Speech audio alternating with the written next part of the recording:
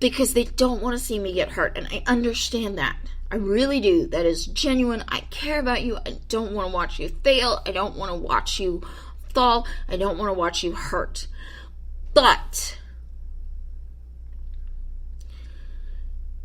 by that same token, raising those concerns and holding someone, and cautioning someone against doing something reckless, even if it's to work towards their dreams, to work towards their goals, to do something that's going to better their lives. When you question that, maybe you don't want to see them fail. But do you really want to see them succeed? You know what I mean? Do you want to see them succeed?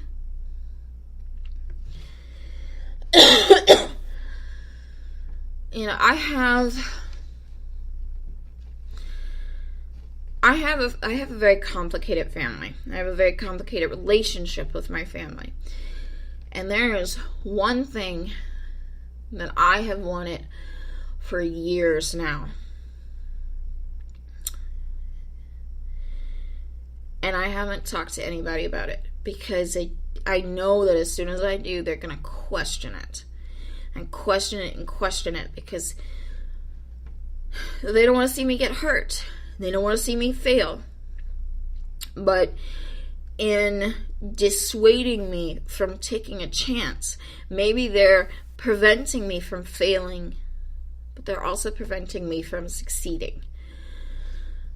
And I think that's something that we all do. I know I'm just as guilty of this as anybody else. Please do not get me wrong. I'm sure I have done this more than enough.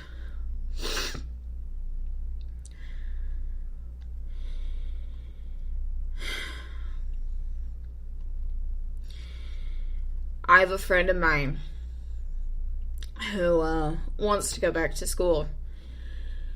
And yeah, I had some misgivings about it, but when she said she wanted to do it, I said, go for it. Because I didn't want to be that person that said, well, are you sure? Here's what could go wrong. Here's what you don't know. Blah, blah, blah, blah, blah, blah, blah, blah. Crabby. Let me passive aggressively pull you back down. Because I don't want to see you fall.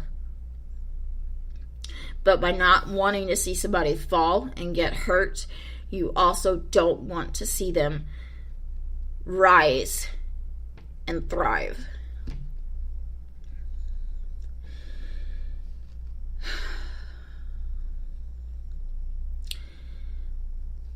I'm not perfect.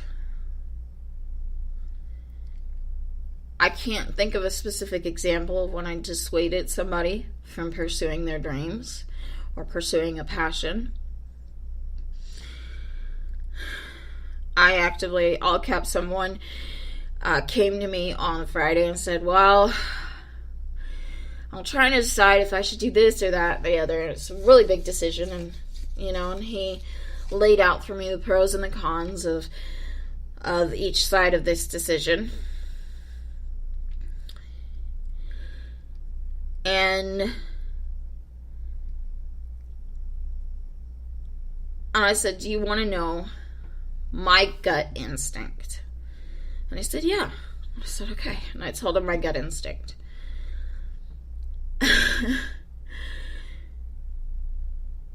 I told him, this is what I think. This is what I think. This is what I think you should do. Or this is what I think you shouldn't do. Really was what it was. And I said, but you are the one who has to make the decision. This is what my gut instinct says about this situation. But whatever decision you make, I will 100% be on your side. I will stand beside you. No matter what. But this is my gut instinct about it. And he goes, well, can't you give me some advice? And I said, I don't like giving advice. Even just telling you my gut instinct makes me feel like shit. Because I don't want you to make a decision based on something that I said, and then I'm culpable if it goes wrong. You do what you feel is right, and I will support it. But this is what my gut instinct is. Listen to it or don't listen to it. And the weird thing was, oh my gosh, this is what he told me. He said, my mom said the same thing. And I was like, yes! That is terrifying, but, somehow reassuring. That's terrifying. I think exactly like your mom.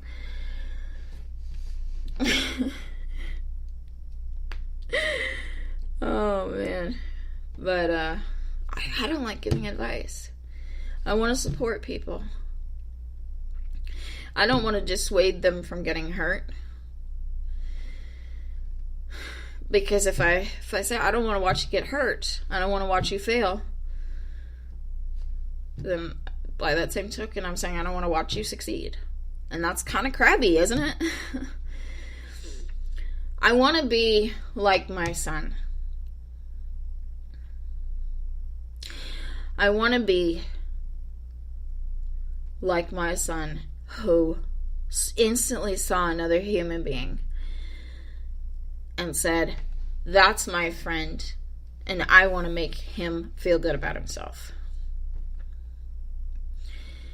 I want to help him learn how to be stronger, how to be braver, how to have a good time even when you're scared.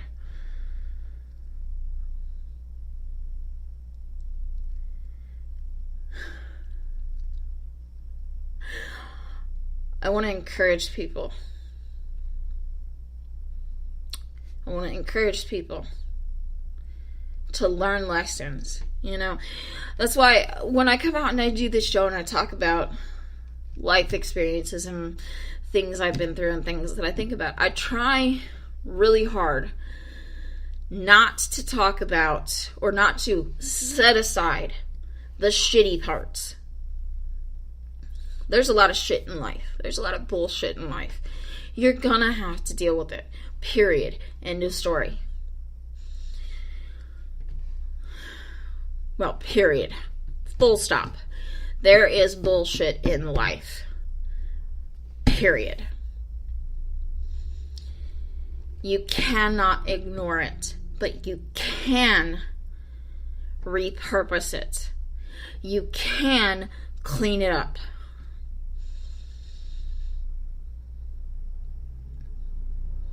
You can make it better, but you have got to decide to do that, and you have got to work at it. And I say this just as much to myself as I do to anybody else. I was telling someone, because we're both going through some pretty rough sailing right now in our lives, and we're both in very difficult situations. And I said to him the other day, I said, I think you're handling your shit better than I'm handling mine. And I just wish that I had even a drop of your strength. And he kind of looked at me like, what? So, anyways, that's really all I have to say about that. So, as I said on Friday's show, I want to end every show, also because this is the beginning of the day, so I want to end every show and begin every day by listing off 3 things for which I'm grateful. So today, and these are not in any order, they're just coming off the top of my head, doesn't mean that one's more important than the other. Today, I am appreciative. I'm grateful for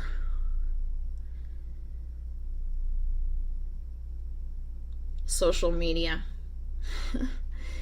I mean, here's another thing about, acknowledging that there's bullshit in this world. There's a lot of bullshit on social media, but I am grateful for social media.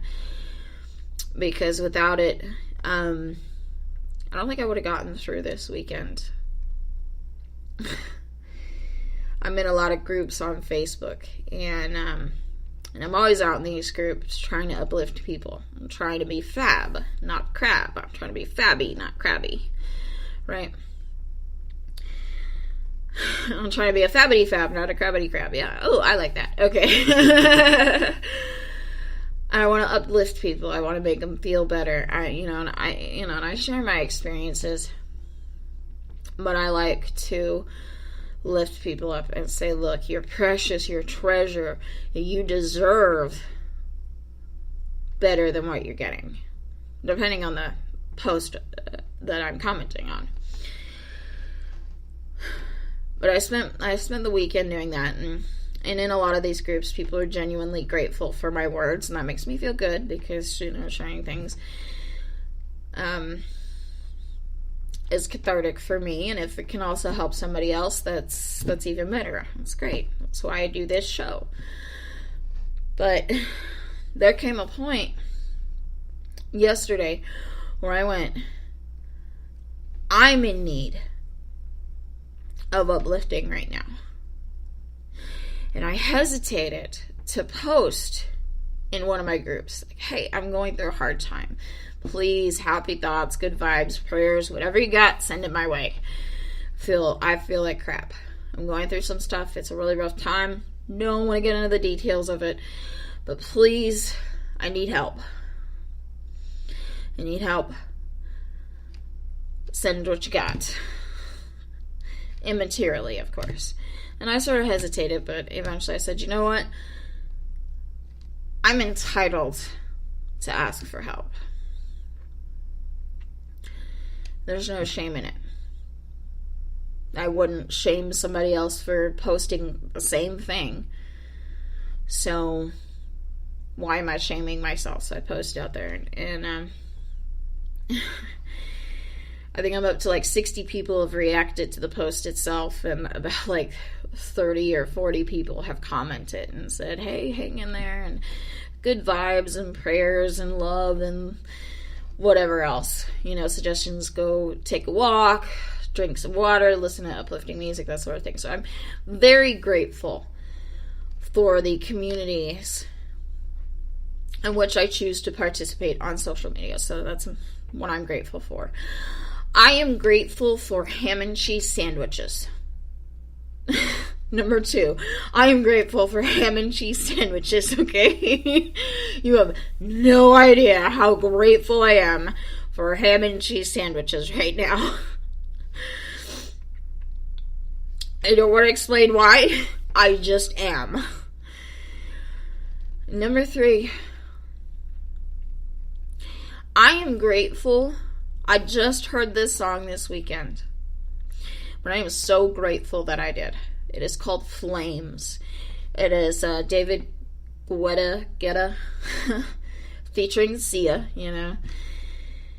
kind of like Titanium Part 2, only like, oh my gosh, it's so good. It's just about moving forward and finding strength inside to keep going through hard times. I am so grateful for this song. Not least because I needed to hear it, but it made me think of all caps someone, so I sent it to him. He didn't say a damn word, so I don't even know if he saw it. But it really touched me. I also sent it to my coworker Rachel because it made me think of her too, because she's going through a lot of hard times herself. So I'm grateful for that song. I'm not only grateful for that song, I'm grateful for music in general that finds you at the right moment in your life and says everything that you can't say. And in the situation that I'm in, Flames, David Guetta and Sia, so good. All right, so go check that out. If you'd like to contact me on social media, what you need to be looking for is PurpleBecca923. That's PurpleBecca 923. That is my username on Facebook, Twitter, Instagram, and Snapchat. With regards to Twitter, Instagram, and Snapchat, I always follow back, unless and until you send me something inappropriate, in which case you will be dealt with accordingly. PurpleBecca923 at gmail.com is the email address, and PurpleBecca923.com is the website. So, I'm getting so winded and I don't know why, y'all. I'm sorry. Until next time, remember to go out there and create what you deserve. Believe that you deserve it and create it. And then you can fly with the penguins. Toodaloo!